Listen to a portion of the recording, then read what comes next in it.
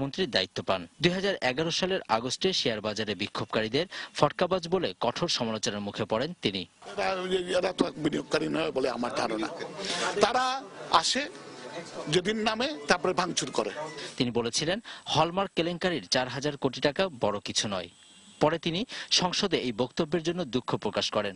আমার মনে হয় দেশে বোধহয় সবচেয়ে ঘৃণিত ব্যক্তি এখন আমি এই বক্তব্যের জন্য দুঃখিত। আপনারা ক্ষমা করবেন।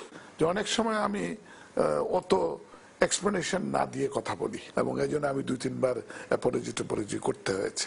পদ্মা সেতু নির্মাণ নিয়ে বিশ্বব্যাংকের সঙ্গে অনেক টানাপোড়েন চলেছে মুহিতের। এক পর্যায়ে তিনি বিশ্বব্যাংকের সে সময়ের আবাসিক প্রতিনিধি অ্যালেন গোল্ডস্টিনকে বাংলাদেশে রাজনীতি করার পরামর্শ দেন। উনি বিশ্বব্যাংকের চাকরি ছেড়ে এখানে এসে রাজনীতি করলে ভালো হয়। গ্রামীণ ব্যাংক ইস্যু নিয়ে নোবেল বিজয়ী ডক্টর ইউনূসের মুখোমুখি অবস্থানে ছিলেন অর্থমন্ত্রী। ইউনূস সাহেব যেটা বলেন যে গ্রামীণ ব্যাংকটা সরকার দখল করতে চায়, total rubbish. Sorry to use the term rubbish again. আবার প্রশংসা করতেও ভুলেননি ইউনূসের একসময়ের ঘনিষ্ঠজন মুহিত।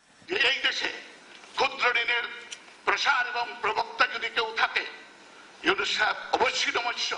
আরেকজন লোক আছে, এই লোক এখানে বসে আছে। মন্ত্রিসভার প্রবীণ সদস্য অর্থমন্ত্রী হিসেবে তিনি রাবিশ, বোগাস, দুষ্টচক্র, মিথ্যাবাদী এসব শব্দগুলো ব্যবহার করেছেন বারবার। যদি আমি কমেন্ট করতে চাই তাহলে আমার ইউজুয়াল কমেন্ট করতে হবে, আমি করব না। সেটা কি স্যার? ওই যে রাবিশ, বোগাস